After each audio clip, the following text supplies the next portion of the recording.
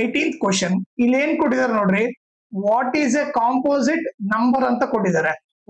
Simple ಆಗಿ composite number ಅಂತಂದ್ರೆ okay, it is A natural number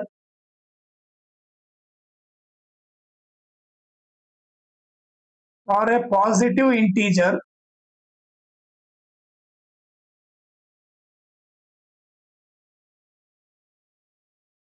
which has more than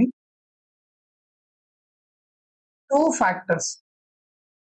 Okay, composite number ಅಂತಂದ್ರೆ 2 factors ಅಂದ್ರೆ ಆ number more than 2 tables ಅಲ್ಲಿ ಹೋಗ್ಬೇಕು. ಓಕೆ, ಈಗ ಎಕ್ಸಾಂಪಲ್ ನಿಮಗೆ ಕೊಟ್ಬಿಡ್ತೀನಿ ಸೊ ದಟ್ ಈಸಿ ಅರ್ಥ ಆಗುತ್ತೆ. ಓಕೆ, ಈ ನೀವು 12 ತಗೊಂಡ್ರೆ ಯಾವ ಟೇಬಲ್ ಅಲ್ಲಿ ಹೋಗುತ್ತೆ? 2 ಟೇಬಲ್ ಅಲ್ಲಿ ಹೋಗುತ್ತೆ, 3 ಟೇಬಲ್ ಅಲ್ಲಿ ಹೋಗುತ್ತೆ, 4 ಟೇಬಲ್ ಅಲ್ಲಿ ಹೋಗುತ್ತೆ, 6 ಟೇಬಲ್ ಅಲ್ಲಿ ಹೋಗುತ್ತೆ, ಆಮೇಲೆ 12 ಟೇಬಲ್ ಅಲ್ಲಿ ಹೋಗುತ್ತೆ. ಓಕೆ, ಅದೇ ರೀತಿ 1 ಟೇಬಲ್ ಅಲ್ಲಿ ಹೋಗುತ್ತೆ. ಈಗ ನೀವು ನೋಡಿದ್ರೆ ಮೋರ್ ದೆನ್ 2 ಟೇಬಲ್ ಅಲ್ಲಿ ಹೋಗುತ್ತಾನೆ. ಸೊ ಮೋರ್ ದೆನ್ 2 ಟೇಬಲ್ ಅಲ್ಲಿ ಹೋಗುತ್ತಂದ್ರೆ ಅದನ್ನ ನಾವು ಕಾಂಪೋಸಿಟ್ ನಂಬರ್ ಅಂತ ಕರಿತೀವಿ. ಓಕೆ, ಸೊ ಅದೇ ಅದರ ಡೆಫಿನೇಷನ್. ಮೋರ್ ದೆನ್ 2 ಫ್ಯಾಕ್ಟರ್ ಅಂದ್ರೆ ಮೋರ್ ದೆನ್ 2 ಟೇಬಲ್ ಅಲ್ಲಿ ಹೋಗ್ಬೇಕು. ಓಕೆ, ಈಗ ಇನ್ನೊಂದು ಏನ್ ಕೇಳ್ತಾ ಇದ್ದಾನೆ, which is the composite number among 23 and 24.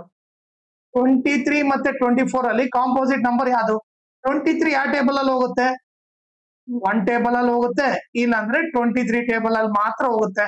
More than 2 table ಹೋಗೋದಿಲ್ಲ. ಸೊ ಇದಂತೂ ಕಾಂಪೋಸಿಟ್ ನಂಬರ್ ಅಲ್ಲ. ಈಗ 24 ನೋಡಿದ್ರೆ ಯಾವ ಟೇಬಲ್ ಅಲ್ಲಿ ಹೋಗುತ್ತೆ?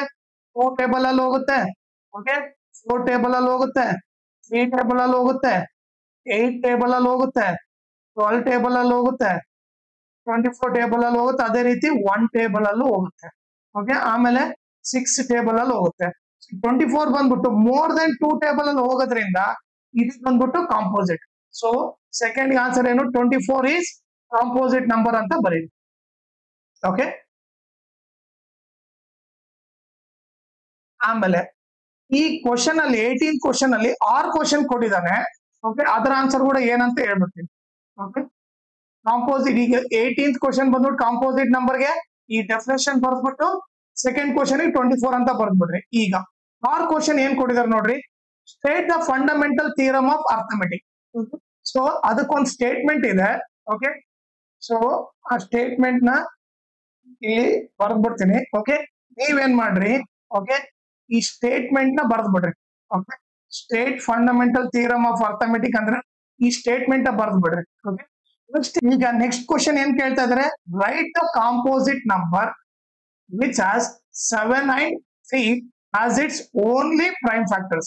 Okay, prime factors 7 ಮತ್ತೆ 3 ಮಾತ್ರ ಇರಬೇಕು. ಓಕೆ, ಸೊ ಈಗ ನೀವು ನೋಡಿದ್ರೆ 21 ನೀವು ಏನಂತ ಬರಿಬಹುದು? 3 into 7 ಅಂತ ಅಷ್ಟೇ ಬರಿಬಹುದು ತಾನೆ.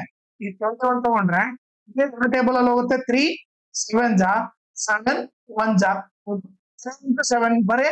ಈಗ 1 ಅಂತರೂ ಪ್ರೈಮ್ ಅಲ್ಲ. ಸೊ ಇದನ್ನೇನ್ ಬರಿಬಹುದು? ಬರೇ 21 is equal to 3 into 7 ಬರೀತೀವಿ. So 7 ಮತ್ತೆ 3 ಮಾತ್ರ ಇದ್ರ ಪ್ರೈಮ್ ಫ್ಯಾಕ್ಟರ್ ಇರೋದ್ರಿಂದ ಸೊ ನೀವೇನ್ ಬರ್ರಿ 21 ಅಂತ ನಂಬರ್ ಬರ್ದ್ಬಿಡ್ರಿ. ಓಕೆ, ಸೊ ಫಸ್ಟ್ ಆನ್ಸರ್ ಬಂದ್ಬಿಟ್ಟು ಈ ಸ್ಟೇಟ್ಮೆಂಟ್ ಬರೀರಿ, ಸೆಕೆಂಡ್ ಬಂದ್ಬಿಟ್ಟು 21 ಅಂತ ಬರ್ದ್ಬಿಡ್ರಿ. ನಿಮ್ಗೆ 2 ಮಾರ್ಕ್ಸ್ ಬಂದ್ಬಿಟ್ಟು.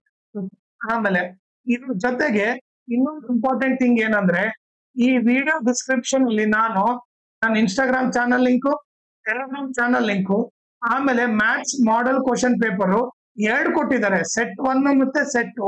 ಅವು 2 ಲಿಂಕ್ ಇದ್ರಲ್ಲಿ ಹಾಕಿರ್ತೀನಿ, ಅದನ್ನ ನೀವು ರೆಫರ್ ಮಾಡಿ. ಆಮೇಲೆ ಇನ್ಸ್ಟಾಗ್ರಾಮ್ ಮತ್ತೆ ಟೆಲಿಗ್ರಾಮ್ ಚಾನಲ್ ಫಾಲೋ ಮಾಡೋದ್ರಿಂದ ಅಡ್ವಾಂಟೇಜ್ ಏನಂದ್ರೆ, ನಿಮಗೆ ಏನಾದ್ರೂ ಡೌಟ್ ಇದ್ರೆ ನೀವು ಪರ್ಸನಲ್ ಆಗಿ ಮೆಸೇಜ್ ಮಾಡ್ಬಿಟ್ಟು ನಿಮ್ ಡೌಟ್ ನ ಕ್ಲಾರಿಫೈ ಮಾಡ್ಕೋಬಹುದು. ಆಮೇಲೆ ಏನಾದ್ರೂ ಅಪ್ಡೇಟ್ ಇದ್ರೆ, ಕ್ವಶನ್ ಪೇಪರ್ ಸಾಲ್ವ್ ಮಾಡಿರೋದು ಇಲ್ಲ ನೋಟ್ಸ್ ಕೊಟ್ರೆ ಅಪ್ಡೇಟ್ ಇದ್ರೆ ಇಮಿಡಿಯೇಟ್ ಆಗಿ ಗೊತ್ತಾಗುತ್ತೆ. ಸೊ ಅದಕ್ಕೋಸ್ಕರ ಇನ್ಸ್ಟಾಗ್ರಾಮ್ ಮತ್ತೆ ಟೆಲಿಗ್ರಾಮ್ ಚಾನಲ್ ನ ಫಾಲೋ ಮಾಡಿ.